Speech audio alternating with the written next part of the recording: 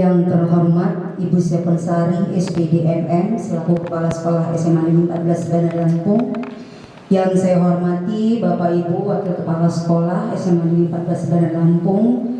Dan yang saya hormati juga Bapak Ibu staf PU, operator yang sudah bersedia meluangkan waktu untuk membantu kami melakukan kegiatan diseminasi budaya positif. Dan tak lupa pula kepada teman-teman saya seperjuangan. Yang pertama saya sendiri Siti Zakiyah, yang kedua Ibu Nuralia SHI, yang ketiga Bapak Sabikis SPDI. Puji syukur kehadirat Allah Subhanahu wa Ta'ala yang mana pada siang hari ini kita semua dapat berkumpul di ruang literasi yang penuh barokah ini dalam rangka diseminasi budaya positif CGP Angkatan 11 22 Agustus 2024. Salawat serta salam marilah kita sanjung agungkan kehadirat Nabi kita Nabi Muhammad SAW. Semoga kita semua yang hadir pada siang hari ini selalu mendapatkan syafaat dan ridho dari Allah Subhanahu wa Ta'ala. Amin ya rabbal alamin. Baiklah Bapak Ibu dan hadirin sekalian, izinkan saya di sini menyampaikan susunan acara diseminasi budaya positif CGP Angkatan 11 SMA Negeri 14 Bandar Lampung. Yang pertama adalah pembukaan, yang kedua sambutan dari Kepala Sekolah SMA Negeri 14 Bandar Lampung, yang ketiga doa, yang keempat adalah penutup. Setelah penutup kita lanjutkan presentasi dari calon CGP Angkatan 11. Nanti yang pertama akan disampaikan oleh Bapak Sabikis SPDI, yang kedua akan disampaikan Bu Nuralia SHI, dan yang terakhir saya sendiri Siti Zakiyah. Baiklah Bapak Ibu sekalian, agar acara kita pada hari ini berjalan dengan lancar, maka kita bersama-sama membuka acara ini dengan membaca lafaz basmalah. Bismillahirrahmanirrahim. Acara yang berikutnya sambutan Kepala Sekolah SMA 14 Bandar Lampung kepada Ibu Sepensari SPD MM dipersilahkan. Bismillahirrahmanirrahim. Assalamualaikum warahmatullahi wabarakatuh. Waalaikumsalam warahmatullahi wabarakatuh. Kesetegan Pak Supri santai aja. Kenyangan Bu. Baik, yang saya hormati para wakil kepala sekolah, Bapak Ibu Dewan Guru dan staf yang sempat hadir di ruangan ini. Saya banggakan semuanya, keluarga besar saya, saudara-saudara saya, adik-adik saya, kakak-kakak saya. Alhamdulillahirrahmanirrahim, kita bersyukur dari Allah Subhanahu wa Ta'ala hari ini kita diberi nikmat yang luar biasa. Ya, kita masih bisa berkostum bagus, masih bisa makan yang enak, ya. Masih ada berada di ruangan yang ber-AC. Ya. Alhamdulillah kita syukuri ini semua nikmat yang diberikan Allah kepada kita, yang tidak bisa kita ukur dan tidak bisa kita hitung. Ya. Salawat dan salam senantiasa kita sanjungkan kepada Rasul kita Nabi Muhammad Sallallahu Alaihi Wasallam. Kita juga mengucapkan beliau yang bisa mendapatkan syafaatnya di dunia. Bapak-bapak, ibu-ibu, hari ini kita diundang istimewa dari para CGP kita yang angkatan 11, Bu Zakiyah, Bu Nuralia, dan Pak Sabikis. Kita diskusi, yuk kita kolaborasi dengan kawan-kawan, insya Allah ada solusi. Nah ini program yang sangat memberi kita ruang untuk bisa berkembang, untuk bisa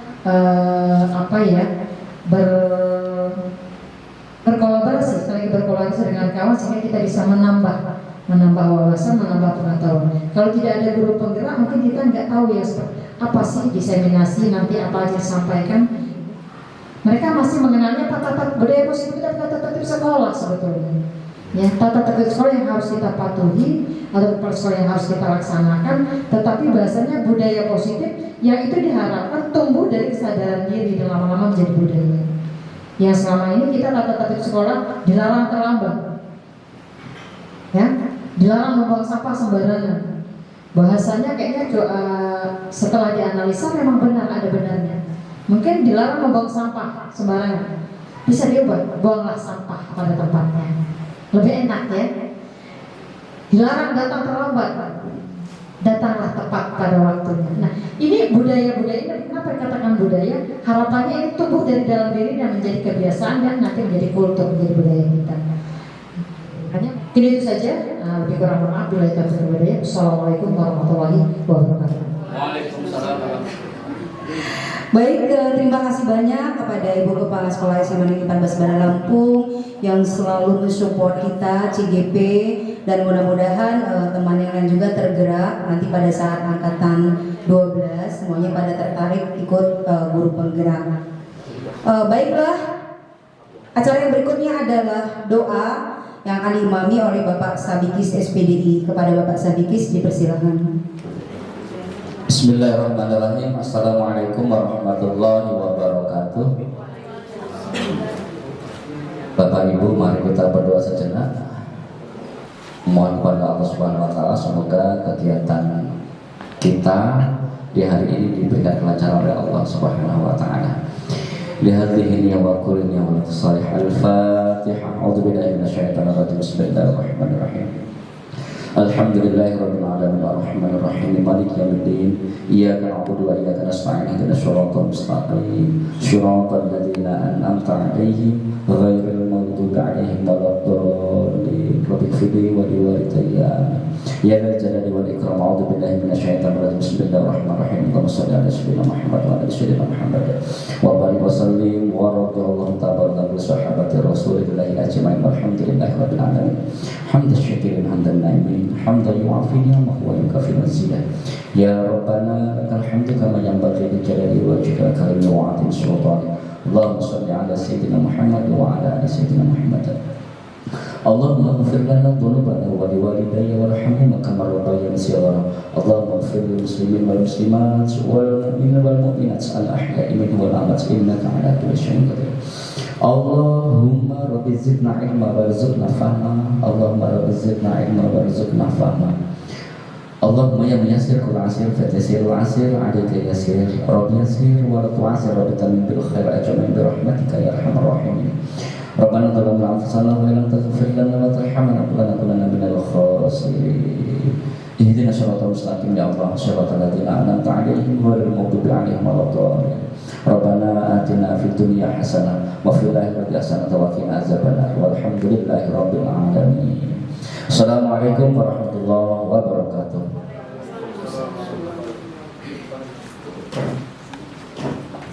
Terima kasih kepada Bapak Sabikis SPDI. Acara yang berikutnya adalah penutup. Saya selaku pembawa acara, jika terdapat kesalahan atau kata yang kurang berkenan, saya mohon maaf, kepada Allah saya mohon ampun. Saya akhiri, wassalamualaikum warahmatullahi wabarakatuh. Waalaikumsalam. 5 menit, karena kami dalam satu CGP itu ditugaskan untuk 15 menit. Yang 15 menit terakhir itu untuk tanya jawab. Jadi nanti kami ada pertanyaan 2 untuk Bapak Ibu sekalian, dan nanti Bapak Ibu sekalian diperkenankan untuk bertanya 2 dan kami akan bertanya cukup 1.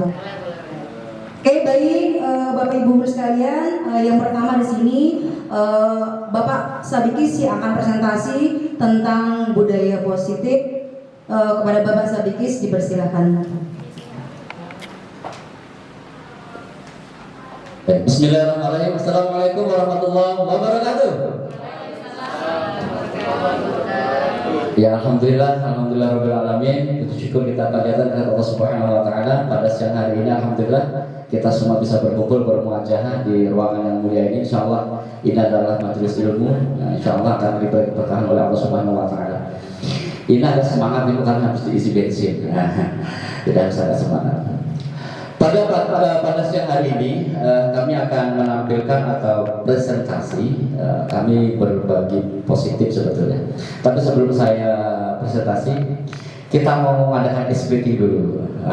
Ya segera. Ya. 1, 2, 3. Pada hari Minggu ku turut ayah ke kota. Naik delman istimewa ku duduk di muka.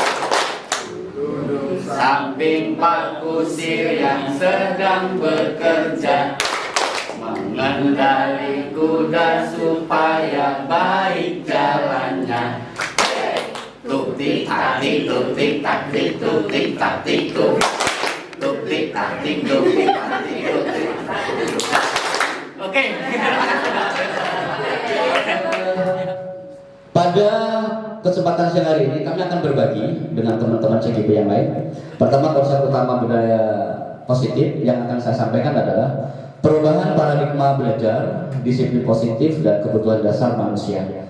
Nanti yang selanjutnya, motivasi perilaku manusia, posisi kontrol restitusi, itu akan disampaikan oleh Ibu Nur Alia. Dan keyakinan kelas serta segitiga restitusi insya Allah akan disampaikan Ibu Siti Zakiah. Ini materi kita yang akan kita sampaikan pada kesempatan siang hari ini. Akan saya awali dari pembelajaran dengan paradigma baru. Tentu kita akan bisa membandingkan pembelajaran dulu era kolonial yang sekarang dengan era milenial tentu akan berbeda. Pembelajaran dengan paradigma baru merupakan pembelajaran yang dirancang berdasarkan prinsip pembelajaran berdiferensiasi, sehingga para peserta didik belajar sesuai kebutuhannya berdasarkan tahap perkembangan sesuai dengan teori psikologi modern untuk mewujudkan profil pelajar Pancasila. Nah, ini adalah paradigma baru. Ini yang dikembangkan dari Ki Hajar Dewantara. Karena kita akan melihat kebutuhan anak atau kebutuhan peserta didik, kita tidak boleh menghilangkan kodrat anak dan kodrat alam. Karena beda. Anak sekarang dengan anak dulu, cara pembelajaran tentu akan berbeda. Maka pesan dari Ki Hajar Dewantara ke KHD tidak boleh melupakan dua hal tadi itu, kodrat alam dan kodrat anak. Kadang-kadang kita samaratakan anak itu. Nah, itu yang nggak benar. Anak yang berkebutuhan khusus dengan anak yang normal disamakan, tidak boleh. Maka kodrat anak, kodrat alamnya kan sudah berbeda. Maka cara pembelajaran pun maka harus berbeda. Ini yang dipesankan oleh KHD dalam pembelajaran berdiferensiasi kita ini atau pembelajaran paradigma baru. Apa sih filosofi profil pelajar Pancasila yang perlu ditanamkan dalam profil pelajar Pancasila? Pertama adalah beriman, bertakwa kepada Tuhan Yang Maha Esa atau berakhlak mulia. Yang kedua, berkepindahan global. Tiga, bergotong royong. Keempat, kreatif. Kelima, bernalar kritis. Dan yang keenam, mandiri. Ini yang kita angkat. Alhamdulillah kita di minggu ini kita juga sudah menerapkan profil pelajar Pancasila atau P5. Kita sudah, kalau saya lihat di dalam penilaian atau asesmen kita sudah kita tampilkan seperti yang di kelas 12, bernalar kritis, kreatif dalam penggunaan teknologi ya daya guna atau teknologi tepat guna TTG ya, yang sudah kita berikan kepada peserta didik kita. Nah, ini jangan sampai hilang atau jangan sampai tidak nampak dalam pembelajaran kita sehari-hari. Baik, itu tadi paradigma pembelajaran di era yang sekarang ini. Yang kedua adalah disiplin positif. Disiplin positif berasal dari kata disiplina,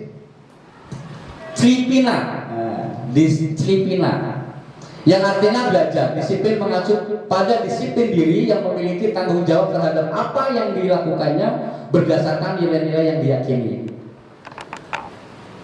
Disiplin positif merupakan salah satu cara menerapkan disiplin yang bertujuan untuk menumbuhkan kesadaran serta memberdayakan peserta didik tanpa imbalan atau reward, ancaman atau hukuman. Kadang-kadang kita di dalam kelas itu masih melakukan, nah tolong ambilkan itu, nanti ada hadiah dari Bapak. Atau tidak kita ucapkan ketika anak kita minta bantuan, satu kita kasih reward. Kalau kita lihat di dalam pembelajaran KHD itu seperti tidak boleh karena itu dari reward. Ya. Maka yang bagus adalah anak itu muncul dalam dirinya sendiri, sebetulnya mengajarkan keikhlasan gitu. Satu, yang kedua itu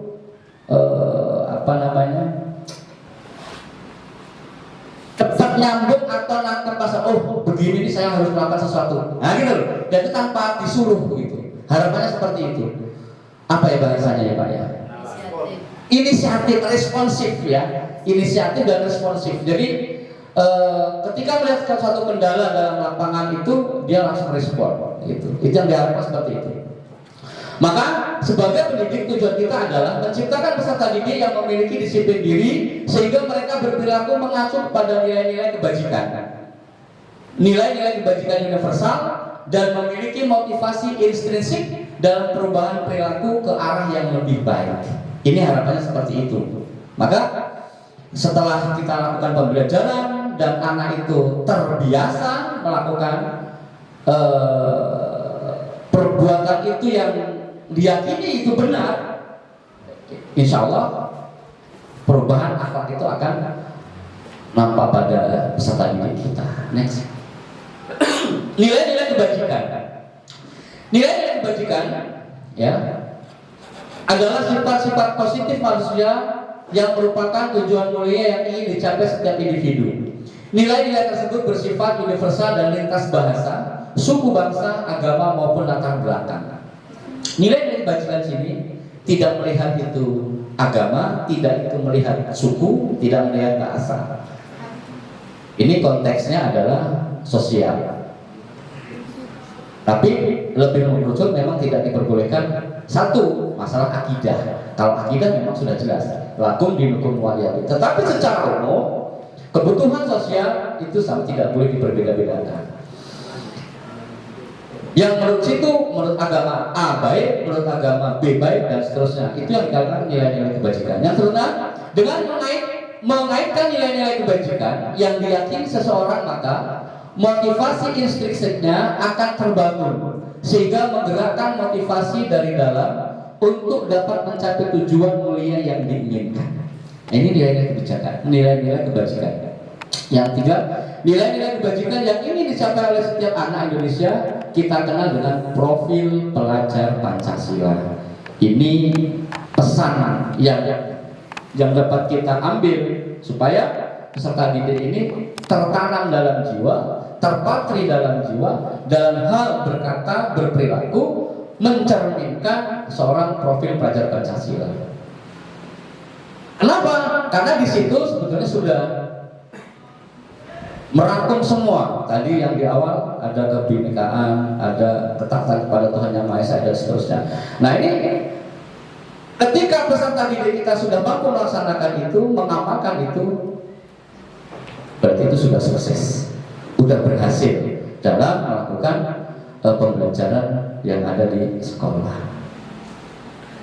Apa nilai-nilai kebajikan atau keyakinan yang ingin diangkat dari peraturan-peraturan berikut? Contoh, anak ini memahami yang dia lakukan itu elemennya apa? Nah, itu yang kita bicarakan dari depan tadi. Di sini saya menggambarkan begini, menggunakan helm saat mengendarai motor. Itu untuk apa? Dia sadar dengan itu, oh itu untuk keselamatan. Nah, ketika peserta didik kita sudah bisa menyimpulkan, oh saya begini, saya bisa selamat, itu sudah sukses. Berarti sudah tertanam nilai-nilai kebajikan pada siswa kita. Terus membuat dirinya, yaitu selalu bersikap positif atau hormat. Nah ini nilai-nilai kebajikan atau keyakinan yang dia yakini yang sudah ada pada diri seorang pelajar atau seorang peserta didik. Lanjut. Selanjutnya kebutuhan dasar manusia. Nah ini tadi sudah kita bahas juga di awal gitu ya. Kebutuhan dasar kita jasmani dan rohani, insya Allah kita sudah tercukupi. Rohaninya kali kita sholat zuhur berjamaah, jasmaninya kita makan berjamaah juga. Alhamdulillah, insya Allah banyak berkah. Kebutuhan dasar manusia adalah sesuatu yang kita lakukan untuk mendapatkan apa yang kita inginkan. Seluruh tindakan yang kita lakukan memiliki tujuan tertentu, dan semua usaha terbaik yang kita lakukan adalah dalam rangka agar kebutuhan dasar kita terpenuhi dengan baik. Apa sih kebutuhan dasar manusia ini? Pertama itu bisa bertahan hidup. Dalam bisa bertahan hidup ini, dan itu dia bisa bahagia jika dia mampu dalam penguasaan diri, penguasaan. Yang kedua ada kasih sayang dan rasa diterima. Yang ketiga kebebasan. Kalau hidup itu sudah bebas, dalam artian bebas itu dalam hal yang positif, itu nyaman. Ya, kebutuhan dasar manusia itu sudah terpenuhi dan dia akan menjadi insan yang bahagia. Dalam hidupnya saja sudah terbengkalai atau terbelenggu. Mau begini salah, mau begitu salah. Jadi tidak bahagia. Maka kebutuhan itu termasuk tidak tercukupi. Yang selanjutnya yaitu kesenangan. Nah ini kebutuhan dasar manusia. Harus senang, maka perlu juga kita healing. Oh di akhir tahun kita healing ke laut berjamaah. Nah itu juga bisa membangkitkan kebahagiaan. Ada 5 kebutuhan dasar manusia, yaitu 1 kesenangan, cinta dan kasih sayang yang saya jelaskan di depan tadi. Ada kebebasan, ada penguasaan, bertahan hidup. Nah ini 5 dasar kebutuhan manusia yang insya Allah akan menghantarkan kita dalam kebahagiaan. Baik Bapak Ibu sekalian, inilah presentasi dari saya. Di awal kami akan berbagi dengan CGP lain yang nanti dalam materi ini akan dijelaskan oleh Bu Nur Aliyah dan Ibu Siti Zakiah. Kepada Ibu Nur Aliyah, waktu dan tempat kami persilakan.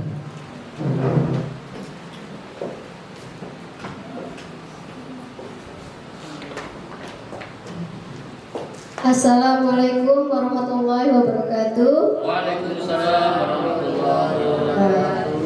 Masih semangat ya Bapak Ibu? Oke, kita lanjutkan materi kita tentang motivasi perilaku manusia. Ya, di sini apa sih itu motivasi? Ya, motivasi itu merupakan dorongan. Ya, dorongan yang dimiliki seorang individu yang dapat merangsang untuk dapat melakukan tindakan-tindakan atau sesuatu yang menjadi dasar atau alasan seseorang untuk berperilaku atau mencapai tujuan tertentu. Nah, yang pertama di sini ada untuk menghindari ketidaknyamanan atau hukuman. Yang kedua, untuk mendapatkan imbalan atau penghargaan dari orang lain.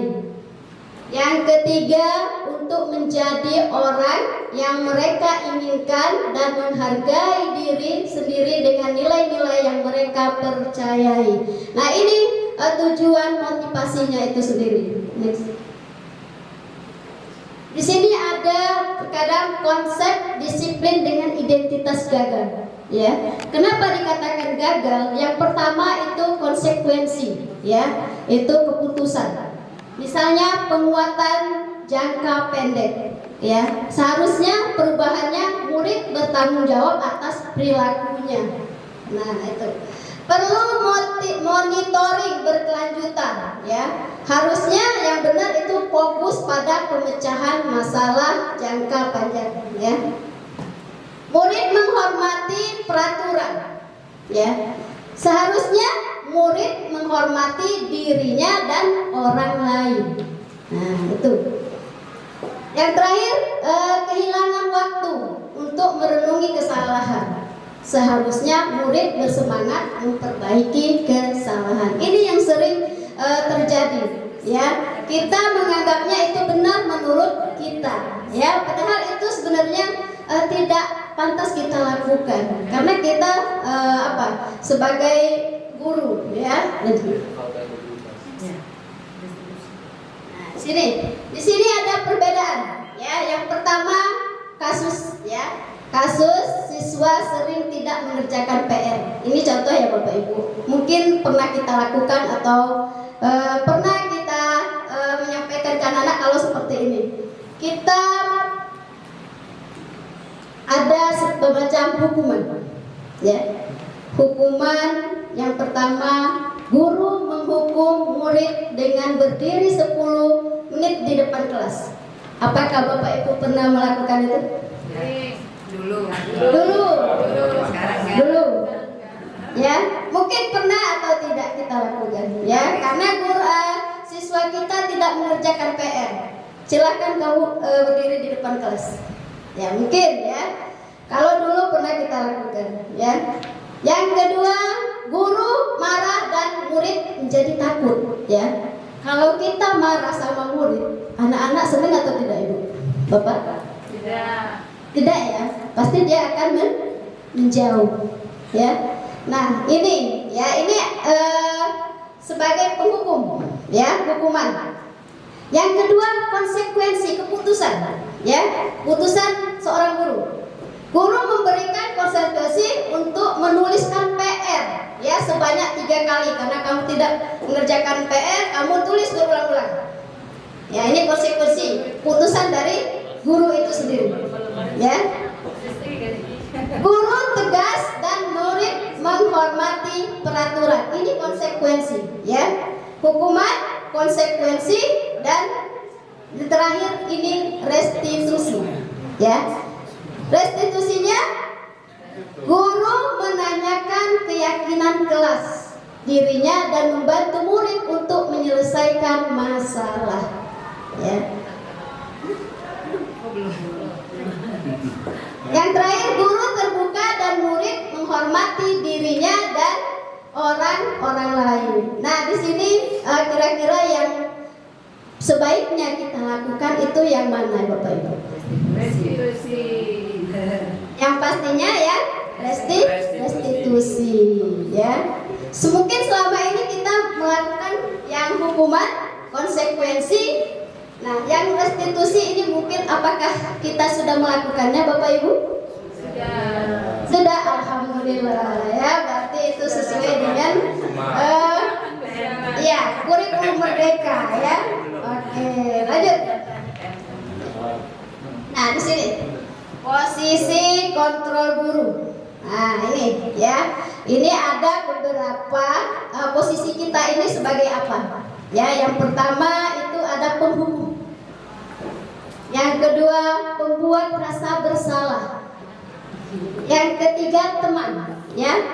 Yang keempat, pemantau. Yang terakhir adalah manajer. Oke, kita bahas satu-satu ya Bapak Ibu. Apa sih posisi kita di mana? Ya, yang pernah kita lakukan. Ya, yang pertama itu penghukum. Apa sih penghukum?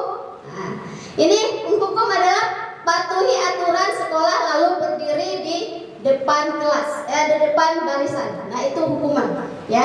Misalnya tadi, ya, kamu tidak mengerjakan PR, kamu silahkan berdiri di depan kelas, ya. Ya. Oh, ini pas upacara ya. Berdiri depan barisan, arti dia tidak memakai atribut misalnya, ya, tidak pakai topi, tidak pakai kaos kaki, atau dia ngobrol. Nah, itu silakan dia berdiri di depan barisan. Nah, barisan ketika upacara ya. Nah, ini pembuat rasa bersalah ya. Terkadang guru posisinya pembuat merasa bersalah. Apa itu? Misalnya, berapa kali Bu Guru harus beritahu kamu? Bu Guru kecewa sama kamu. Ya. Jadi anak-anak seolah, oh saya ini benar-benar bersalah nih. Ya. Dia merasa bersalah karena sudah melakukan itu. Nah, ini ada guru seperti itu, ya. Membuat rasa bersalah kepada siswa. Nah, apakah itu pernah kita lakukan, Bapak Ibu? Bagaimana Bu Meta? Kayaknya sih. Ya, ini realita ya. Yang ketiga itu guru sebagai teman. Ya, kita pernah nggak merasa siswa itu sebagai teman kita? Nah, ini apa statementnya? Ayolah, ya, yang tertib buat Bu Guru bangga. Kali ini tidak apa-apa kamu salah. Ya, seolah-olah mendukung kalau anak itu berbuat salah, nggak apa-apa untuk kali ini. Nanti jangan lagi ya. Dia merasa biar anaknya itu merasa tenang gitu. Ya, jadi dikasih masukan, katanya nggak apa-apa, boleh kok, boleh berarti kan, tidak apa, atau kali ini, ya. Oke, ini guru posisinya sebagai teman, ya. Yang terakhir pemantau, ya. Ada guru itu sebagai pemantau, ya. Apa sih itu pemantau? Nah, ini kamu sudah melanggar apa peraturan dan konsekuensinya, ya. Nah, ini ya,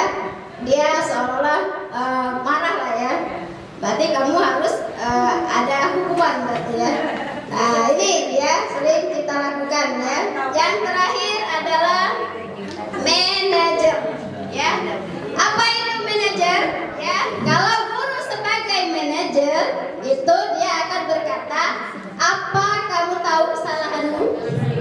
Ya, itu ya Bapak Ibu.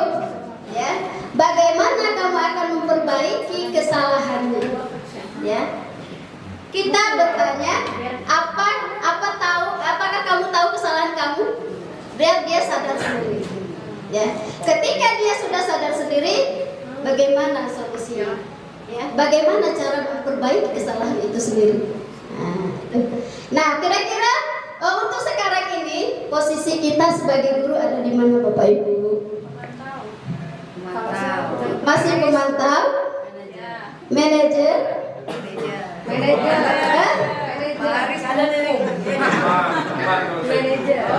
Pak Haris masih di hukum.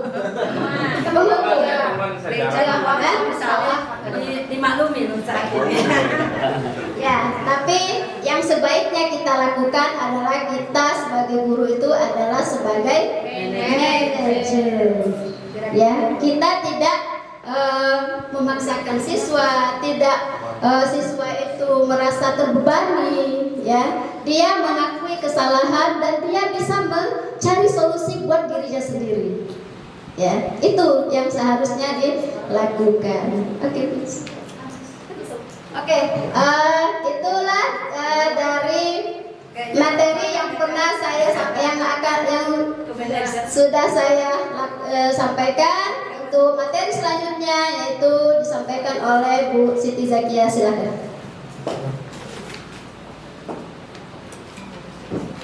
Terima kasih kepada Ibu Nur Alia Isai yang sudah menyampaikan posisi 5 kontrol sebagai guru. Baiklah Bapak Ibu sekalian, di sini saya akan menyampaikan tentang keyakinan kelas. Sebelum saya lanjutkan, kita semua mungkin di sini wali kelas sudah menerapkan, sudah membuat keyakinan kelas di kelas ya. Nah, pada waktu sebelum ada keyakinan kelas, kita biasanya menggunakan peraturan kelas. Nah, di sini mengapa tidak peraturan kelas saja? Mengapa harus keyakinan kelas? Next. Oke, di sini ada pertanyaan. Keyakinan kelas dan peraturan kelas adalah hal yang sama. Menurut Bapak Ibu, apakah sama? Apakah betul atau salah? Salah. Baik, jawabannya Pak. Oke, ternyata keyakinan kelas dan peraturan kelas itu adalah hal yang sama. Jawabannya adalah salah. Next.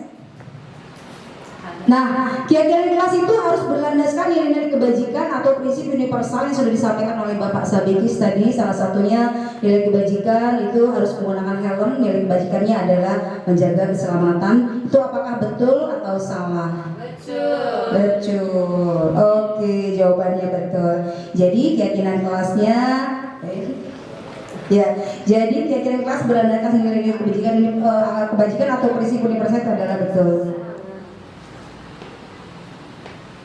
Oke, berikutnya adalah sebelum kita membuat keyakinan kelas di kelas itu biasanya kita kan ada kerangkanya ya Bapak Ibu ya. Nah, Bapak Ibu yang sebagai wali kelas biasanya pada waktu di kelas itu, apakah pada waktu membuat keyakinan kelas itu menggunakan kerangka seperti ini atau langsung buat keyakinan kelasnya itu secara universal? Nah, saya meminta di sini Bapak Ibu mengurutkan dari nomor 1, 2, 3, 4, 5, 6 ini, yang nomor 1 kira-kira yang mana? Yang nomor 1. Sebelum kita membuat keyakinan kelas, pertama yang harus kita lakukan itu apa?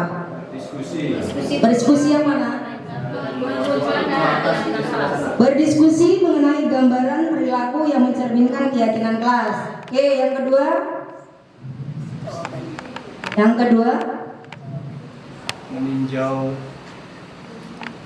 Yang kedua dia menjawab meninjau ulang keyakinan kelas dari waktu ke waktu. Oke, yang ketiga?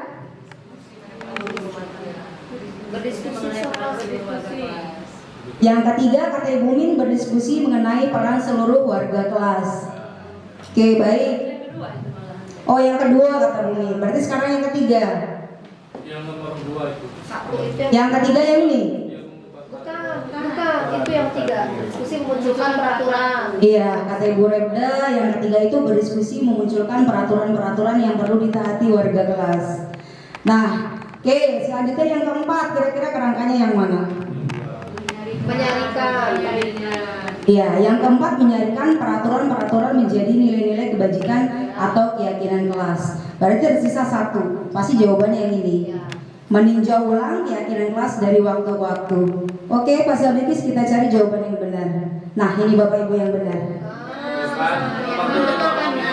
Ya, yang pertama itu adalah berdiskusi, memunculkan peraturan yang perlu ditaati warga kelas. Ya. Yang kedua, kalau sudah muncul peraturan, maka kita akan merubah peraturan-peraturan menjadi kalimat yang lebih positif. Biasanya kan ada keyakinan kelas pada awalnya dia belum menggunakan kata positif. Misalkan contohnya dilarang membuang sampah sembarangan. Tapi kata positifnya lebih baik adalah buanglah sampah pada tempatnya. Seperti itu. Nah, yang ketiga di situ menyarikan peraturan-peraturan menjadi nilai-nilai kebajikan atau keyakinan kelas tadi. Nah, seperti yang dijelaskan Pak Sabikis, keyakinan kelas itu harus mengandung nilai kebajikan. Misalkan tadi buanglah sampah pada tempatnya. Berarti nilai kebajikannya adalah nilai kebersihan. Menyarikan atau menjadikan.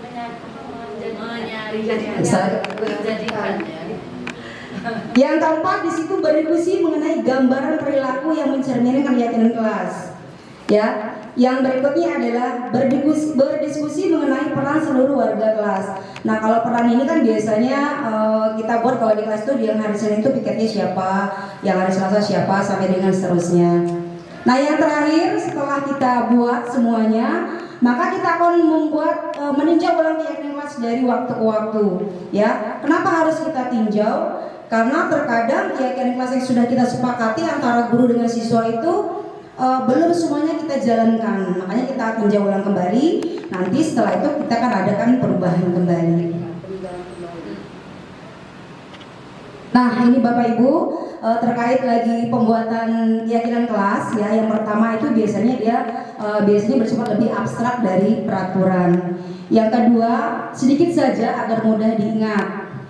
Yang berikutnya berupaya pernyataan ya, jadi sebuah pernyataan. Yang berikutnya sesuai dengan kondisi kelas sekolah agar mudah diterapkan. Jadi kalau kita menerapkan keyakinan kelas, kita lihat dulu kondisi siswa yang kita ajar di kelas tersebut. Terus yang berikutnya dibuat dalam bentuk positif ya kata-katanya tadi. Yang terakhir di situ adalah melibatkan seluruh warga sekolah atau kelas, dilibatkan saat membuat. Tapi kalau kita misalkan sebagai wali kelas cukup antara guru dan siswa saja membuat keyakinan kelasnya, tidak perlu melibatkan kepala sekolah.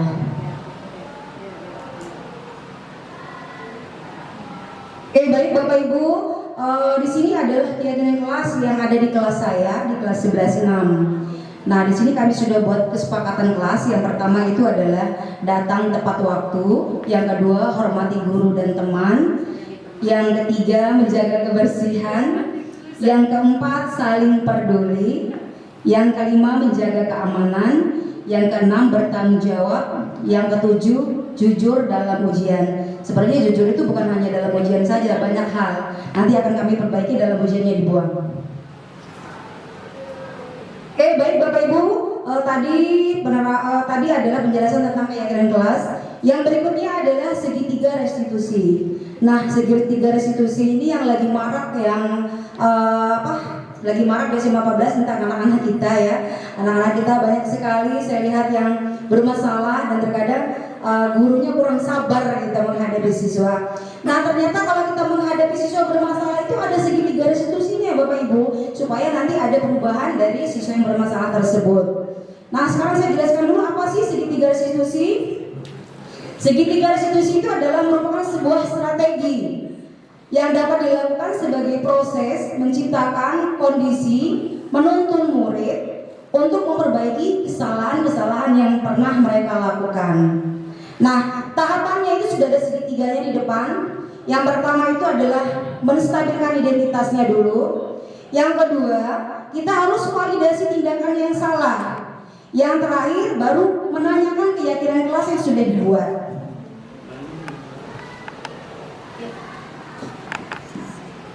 Oke, baik Bapak Ibu, ini tadi definisi dari segitiga restitusi sudah saya jelaskan.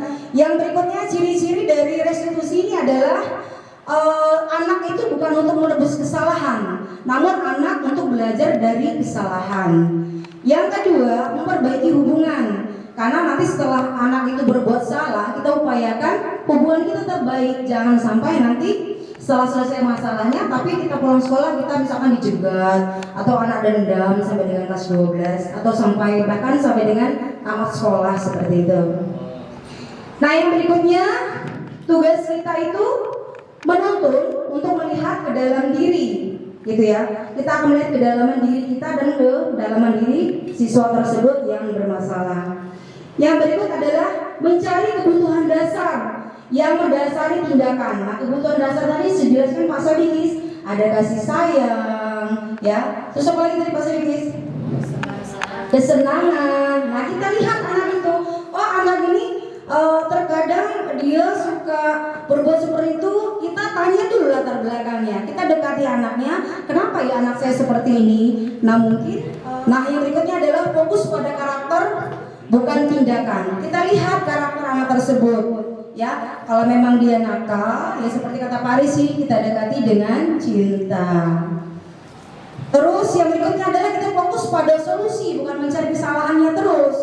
Kalau kita panggil, kita tanyakan kesalahan, cari kesalahan, tidak akan selesai, maka kita tidak akan damai-damai dan anak itu tidak akan berubah. Yang terakhir, mengembalikan murid yang berbuat salah pada kelompoknya.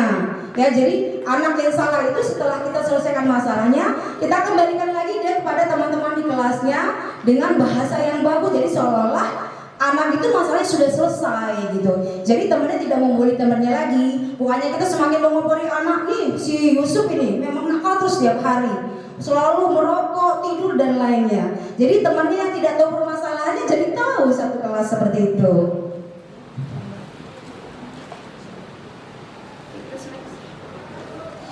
Nah, di sini segitiga restitusi tadi ada penjelasan lebih detail lagi. Yang pertama tadi adalah segitiganya menstabilkan identitas. Ya, menstabilkan identitas itu maksudnya bertujuan untuk mengubah identitas anak yang gagal karena melakukan kesalahan menjadi orang yang sukses. Dari merasa sedih dan emosional hingga mampu menggunakan fungsi rasionalnya. Jadi solusi kita kepada anak itu ada contoh respon kita kepada anak yang harus kita perbuat pertama kali adalah, nah, kita panggil ke ruangan kita setelah dia berbuat salah, kita beri respon, nah berbuat salah itu tidak apa-apa. Ibu juga pernah berbuat salah kok seperti itu. Nah, tetapi di sini ibu mencari solusi, bukan siapa yang salah. Ya, dan itu adalah menstabilkan identitas. Jadi kita buat anak yang lagi emosi itu kita buat dia agak meredam dulu dengan kata-kata yang lembut tadi, respon sebagai seorang guru. Bukannya kita meresponnya semakin marah gitu, maka kita tidak akan berhasil di menstabilitaskan identitas. Yang berikutnya, validasi tindakan yang salah. Nah, di sini maksudnya proses untuk memahami kebutuhan apakah sedang berusaha dipenuhi oleh murid. Gitu. Yang berikutnya, bukan berarti menguatkan tindakan yang salah itu pantas dilakukan, namun di sini lebih menguatkan pemahaman kita akan alasan dari murid melakukan tindakan tersebut. Nah, contoh responnya, kata-kata kita yang sampaikan ke murid adalah, kamu pasti punya alasan nak, mengapa melakukan itu. Kita dengerin dulu dia jawabnya apa, seperti itu. Misalkan seperti kejadian anak saya kemarin yang ketahuan merokok di kelas di WC, saya bertanya, kamu pasti punya alasan nak, kenapa kamu kok merokok di WC? Kamu kan tahu di WC itu tempat apa gitu kan. Terus dia bilang, iya bu, kalau saya merokok di WC itu kayaknya enak, kata dia gitu. Ya, tapi kita kan tidak bisa menyangkal jawaban anak ya, karena memang itu yang dirasakan. Jadi kita nggak perlu emosi, kenapa kamu ini nggak perlu, seperti itu. Nah, yang terakhir kita akan kaitkan dengan keyakinan kelas yang sudah kita buat di kelas tersebut. Nah, di sini yang dimaksud adalah proses di mana murid menghubungkan dirinya dengan nilai-nilai yang dipercaya yang di kelas tadi. Ya, apakah sudah sesuai belum dengan tindakan dia tadi? Ada nggak nilai kebajikannya? Atau ada nggak di keyakinan kelas yang sudah dia langgar? Seperti itu. Nah, di sini tugas kita dengan siswa, kita menyampaikan nilai apa yang kita percaya pada keyakinan kelas kita. Nah, nanti anak itu akan, kalau dia memang ingat dengan keyakinan kelas tersebut, maka nanti dia akan menjawab. Seperti misalkan nanti akan saya putar video ini memang kejadian sebenarnya Bapak Ibu. Kejadian sebenarnya di kelas 11-6. Ya alhamdulillah mereka saya ambil videonya itu dengan senang hati seperti itu. Jadi di sini kejadiannya yang pertama kejadian yang pada waktu itu Afan dan Arel tidur di kelas pada saat upacara. Yang kedua itu Meldi dan Arel memang kedapatan merokok. Jadi saya buatkan video karena memang harus sesuai temuan yang ada di kelas itu. Ya, baik Bapak Ibu kita simak sejenak. Jadi penanganan restitusi dari awal sampai akhir akan ditayangkan.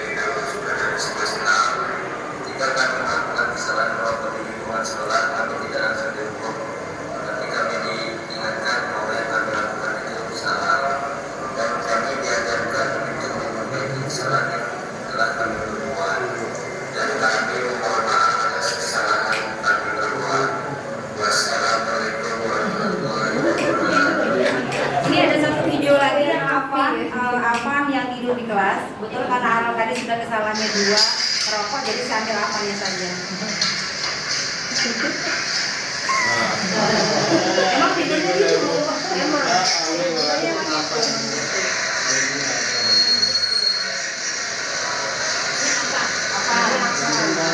Yang kemarin malam mahal itu.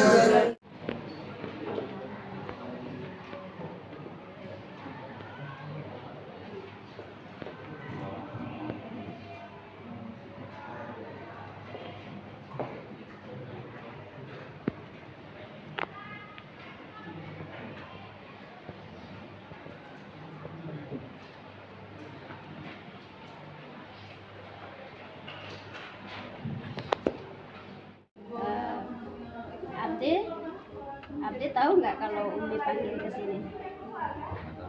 Tidak tahu. Oke. Tadi ketika ulangan, kira-kira apa yang Abdi lakukan ketika ulangan tadi? Menyontek dengan teman sebelah kampus saya.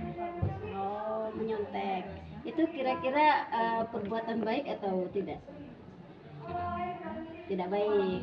Oh, berarti kalau tidak baik itu boleh dilakukan atau tidak? Boleh. Tidak boleh. Ya, baik.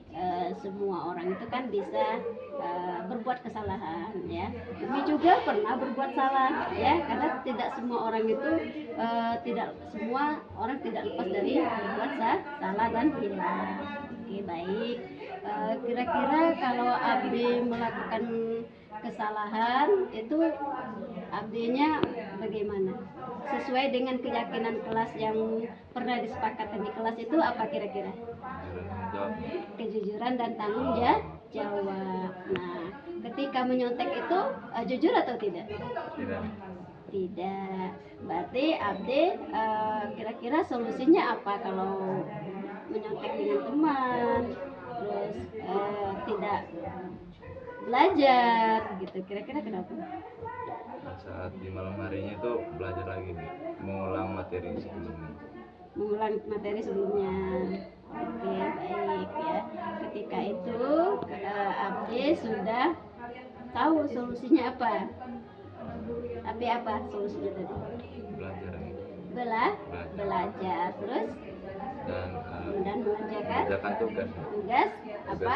di sekolah. Apa Apa adanya ya, tidak boleh nyontek. Nah, kira-kira Abdi mau berubah atau melaksanakan keyakinan kelas itu mulai kapan? Setiap ulangan nih. Setiap ulangan? Ulangan kalau ada ulangan dari Umi. Dari Umi aja atau dari guru yang lain juga? Guru.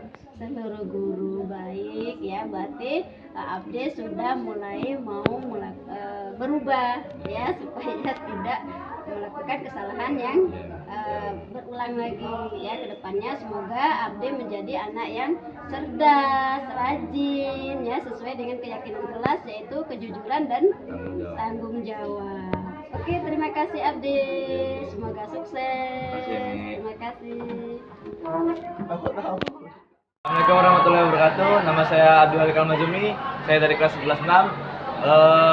Perasaan saya setelah membuat video restitusi ini, saya senang sekali dan saya sangat bahagia sekali. Saya belajar di sini, saya bisa menjadi siswa yang jujur dan bertanggung jawab. Sekian dan terima kasih. Wassalamualaikum warahmatullahi wabarakatuh. Oke, baik Bapak Ibu, itu tadi sebagai contoh yang sudah saya terapkan di kelas, penerapan segitiga restitusi. Jadi karena memang siswa kita ini banyak yang bermasalah, jadi saran saya teman-teman untuk menanganinya seperti itu. Jadi kita panggil dulu di ruangan yang lain, jangan dipanggil di depan teman-temannya. Kita tenangkan dulu dia, kita tanya dulu apa alasannya, baru kita kaitkan dengan keyakinan kelas seperti itu. Nah, mudah-mudahan Bapak Ibu sekalian setelah hadir di diseminasi hari ini bisa menerapkannya nanti di siswanya masing-masing. Itu saja dari saya. Saya cukupkan sekian. Nanti ada pertanyaan lagi dari kami. Saya akhiri. Wassalamualaikum warahmatullahi wabarakatuh. Baik, saya lanjutkan lagi. Kami di sini ada 3 pertanyaan ya. Yang pertama saya akan memberikan pertanyaan kepada Bapak Ibu sekalian.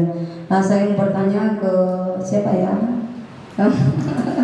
Ke Ibu Resi dulu coba, karena dia kan sudah GP ya. Nah, pertanyaannya Ibu Resi, apakah Ibu Resi sudah menerapkan segitiga restitusi di kelas dan apa dampaknya seperti itu?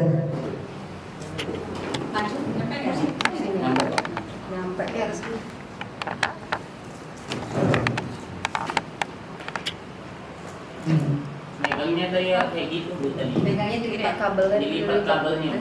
Kabelnya dilipat gitu. Bisa. Bismillahirrahmanirrahim. Assalamualaikum warahmatullahi wabarakatuh. Waalaikumsalam warahmatullahi wabarakatuh. Baiklah, terima kasih Bu Zakia atas pertanyaan tadi. Pertanyaannya, apakah saya sudah menerapkan segitiga restitusi? Itu ya Bu ya. Dan apa dampaknya? Baiklah, terima kasih. Alhamdulillahirrahmanirrahim. Saya sudah menerapkan segitiga restitusi. Kebetulan kemarin waktu di kelas 11 6, saya punya peserta didik yang semangat belajar itu memang kurang, terus kayak mau kayak enggak gitu ya. Terus kalau yang lain belajar dia ngelamun dan lain sebagainya. Terus akhirnya saya terapkan segitiga restitusi. Saya panggil anaknya, saya ajak ngobrol. Langkah-langkah segitiga restitusi saya terapkan. Yang pertama, menstabilkan identitasnya. Saya tanya kenapa seperti itu, terus dia menjawab. Lalu yang berikutnya, saya tanyakan atau validitas tindakan yang salah, mengapa dia melakukan itu. Dan terakhir saya melakukan menanyakan keyakinan, kira-kira kenapa dia melakukan. Semua terjawab oleh dia. Dengan saya melakukan itu, kemudian alhamdulillah anak itu mengalami perubahan. Bahkan sekarang dia sudah naik di kelas 12. saya tanyakan cita-citanya dan lain sebagainya, saya lakukan tindakan segitiga restitusi. Sampai sekarang saya perhatikan juga anak tersebut berubah sekali.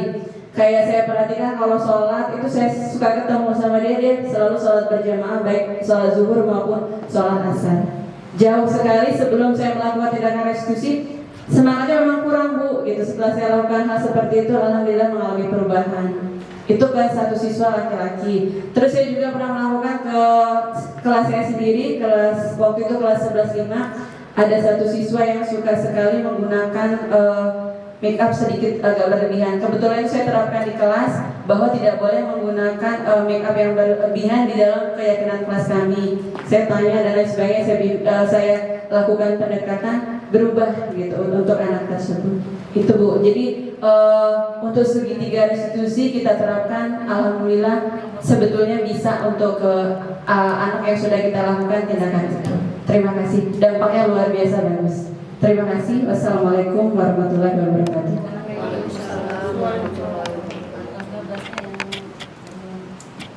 Alhamdulillah berarti sangat berpengaruh ya Bapak Ibu jika kita melakukan segitiga restitusi. Semoga guru-guru yang ada di sini besok-besok kalau memang ada kejadian bisa menerapkan segitiga restitusi supaya SMA 15 siswanya semuanya merasa nyaman bersekolah di sini ya, rasa nyaman belajar dari awal sampai akhir, jadi tidak merasa tertekan atau merasa takut dengan guru itu gitu kan, karena guru itu sudah marah-marah dengan kita. Baik, yang berikutnya adalah Pak Sabikis yang akan memberikan pertanyaan atau akan memberikan waktu kepada Bapak Ibu guru yang ingin bertanya.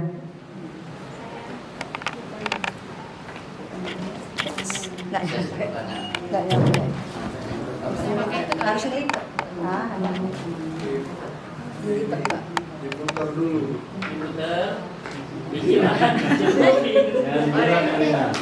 Oreo jadi.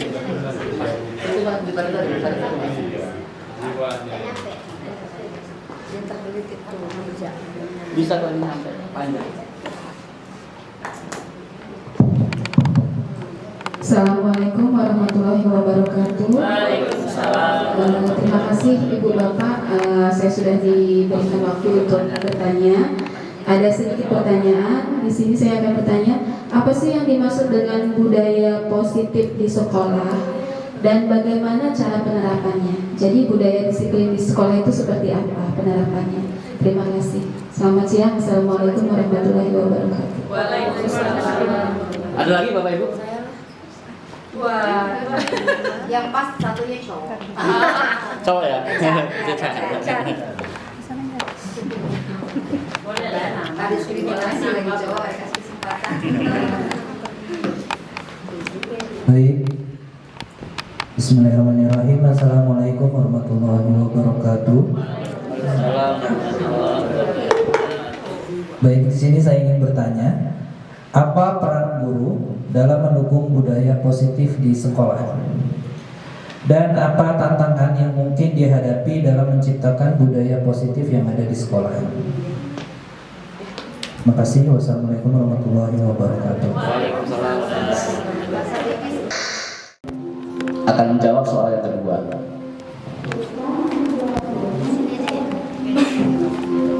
Baik, assalamualaikum warahmatullahi wabarakatuh. Saya akan menjawab pertanyaan dari Pak Decan ya. Yang pertama tadi peran dalam mendukung budaya positif, peran guru dalam mendukung budaya positif dan di sekolah. Terus apa tantangannya? Ya, yang pertama lebih ke tantangan dulu ya. Nah, ini apa sih tantangan yang dihadapi di sekolah? Nah, itu banyak sekali ya. Yang jelas itu berasal dari siswa itu sendiri, dari berbagai macam komunitas atau dari keluarga ya. Nah, di sini kita lihat keluarga itu seperti apa ya. Kalau di rumahnya dia sudah terbiasa dengan perlakuan atau perilaku baik, insya Allah dia akan di sekolah juga akan baik. Begitu juga dengan kebiasaan-kebiasaan yang biasa dilakukan di sekolah, di rumah, dan itu akan praktekkan dia akan biasa di sekolah. Misalnya kita ambil contoh dia sholat, ya. Kalau di rumah dia tidak terbiasa dengan sholat, di sekolah itu akan beda, ya. Karena terbiasa dengan tidak sholat di sekolah juga dia terpaksa sekolah ini sholat, ya. Karena di rumah tidak terbiasa, pembiasaan itu tidak ada. Nah, itu tantangan bagi kita banyak sekali, ya. Nah, itu salah satu tantangan yang kita hadapi karena latar belakang siswa itu berbeda, tidak sama, ya. Ada yang rajin, ya, di rumahnya mengerjakan sholat, dan di sekolah insya Allah dia akan rajin, ya. Nah, ada juga di rumah itu dia tidak sholat, tapi di sekolah dia lihat temannya sholat, dia terpaksa, ya, karena dalam hatinya itu tidak terbiasa, ya.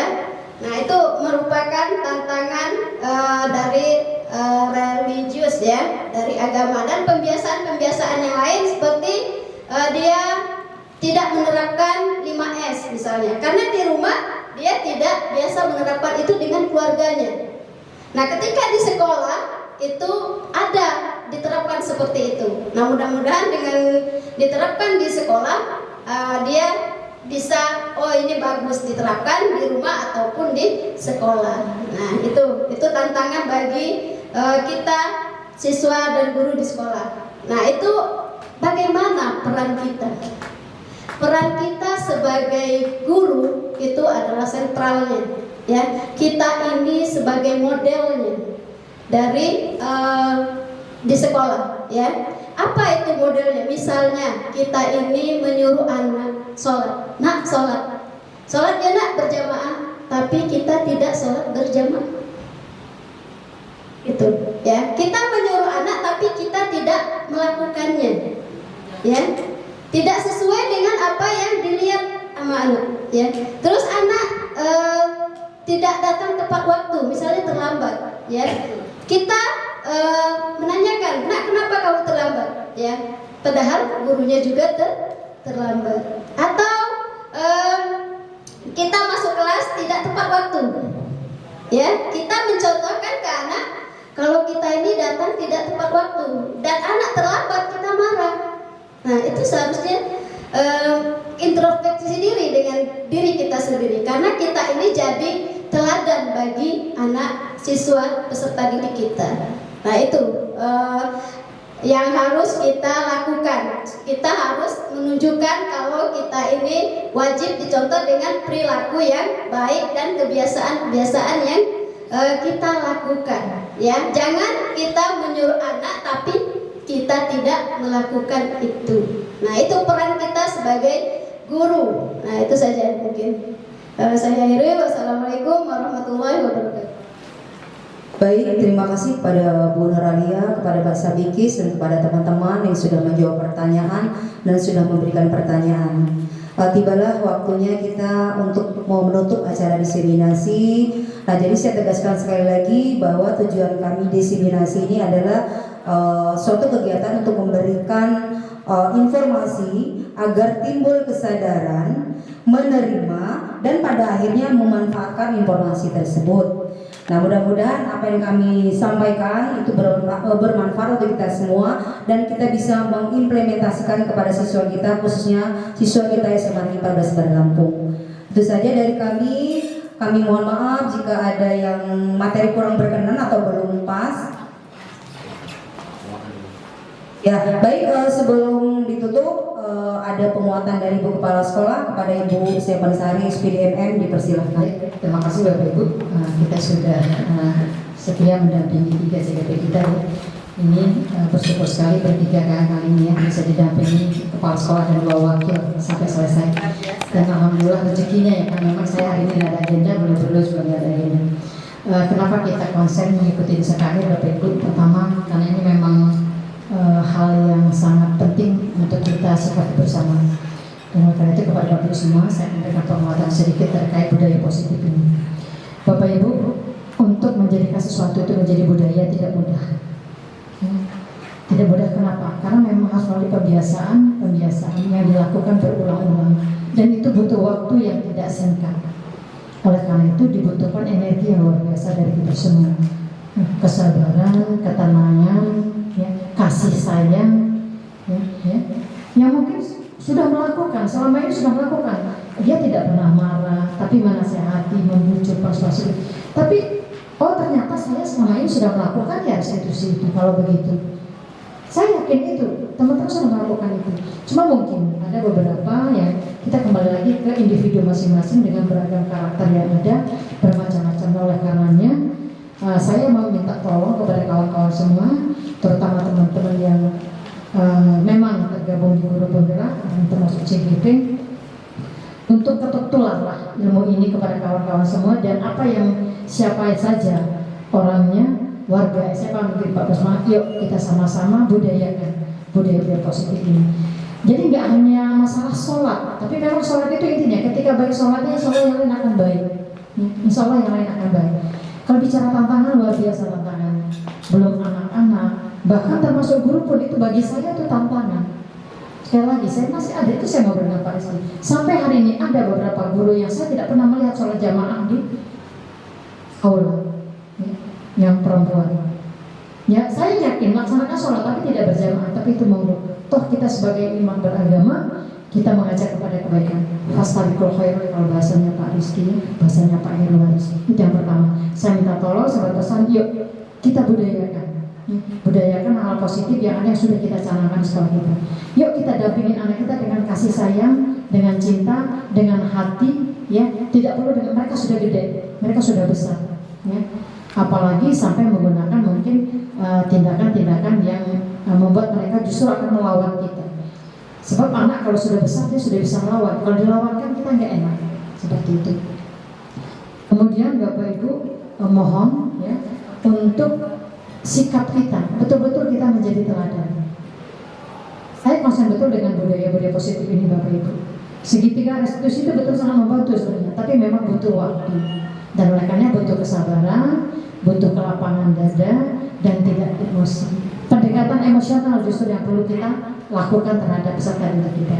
Ya. Nah, saya sebetulnya sudah hampir 4 tahun di sini, sudah banyak yang saya rasakan, yang saya dengar, dan masih ada kawan-kawan yang masih mungkin konvensional caranya. Ya.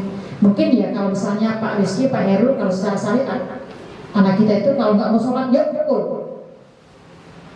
Itu mungkin kalau anak kita pun itu anak yang jasa juga itu nggak bagus juga. Ada cara yang lebih baik, ada cara yang lebih sayang, ada yang bisa mereka tertarik. Ya, tadi yang di video Bu Jakia, nggak perlu dimarah-marah. Mungkin dengan bahwa bukan berarti kita mengokekan, membenarkan apa yang dilakukan, enggak. Bukan kita memberikan toleransi, tapi dalam rangka kita untuk mengetuk hatinya, menyentuh hatinya, biar dia mau ajakan kita. Ya. Jadi minta tolong Bapak Ibu, yuk kita sama-sama ya, dengan penuh kasih sayang, dengan cinta, nggak perlu dengan emosi yang meletup-letup untuk kita mengajak anak-anak untuk berbuat kebaikan. Nggak hanya soal kecilnya buang sampah, lihat sampah, yuk nak sampahnya dibuang, dia pasti mau kok. Saya kalau naik sampah itu ada sampah, yuk nak bantuin buang sampah, dibantu sama dia buang sampah. Saya keliling, ada bekas minum es itu yang plastik ada sedotannya juga. Tadi pagi di atas sana, anaknya di bawah, ada tisu. Saya angkat, ya nak bawa sampah, mau dia. Artinya dengan cara yang lemah lembut, dengan penuh kasih sayang, nggak perlu dimarah-marahin. Anak-anak suka kalau dilawan nanti lain pula ceritanya. Kalau terjadi gelut, ribut, nggak zamannya lagi. Jadi jangan. Kenapa? Anak-anak itu mereka punya punya asumsi sendiri masing-masing kita. Oh Bu Jakiah begitu, oh Bu Rina begitu, oh Bu Resi begitu, oh Pak Heru Haris begitu, oh Pak Supriyono seperti itu. Mereka punya itu. Ya.